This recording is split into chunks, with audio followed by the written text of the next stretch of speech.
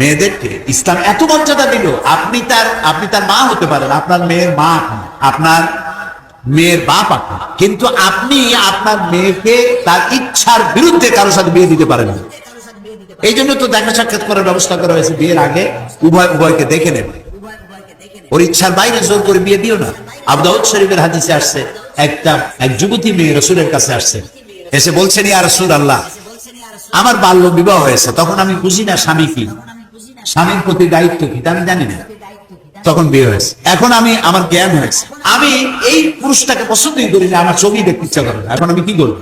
রাসূলুল্লাহ বলছেন, ইচ্ছে করলে তুমি বিয়ে রাখতেও পারো, ইচ্ছে করলে এটাকে পরিত্যাগ করতে পারো। এর থেকে স্বাধীনতা কোন ধর্মে আছে? কে দিয়েছে এর থেকে স্বাধীনতা? কাজী মা বোনেরা, আপনারা ইনফিরিয়রিটি কমপ্লেক্সে ভুগবেন না, হীনমন্যতায় ভুগবেন না যে ইসলাম বুঝি আপনাদেরকে ঠকাইছে। অ্যাক্সিডেন্ট বুদ্ধিজীবীরা বলে আল্লাহ নিজেই ঠকাইছে, বলেন নাউজুবিল্লাহ, আল্লাহ নিজেই ঠকাইছে। কিভাবে?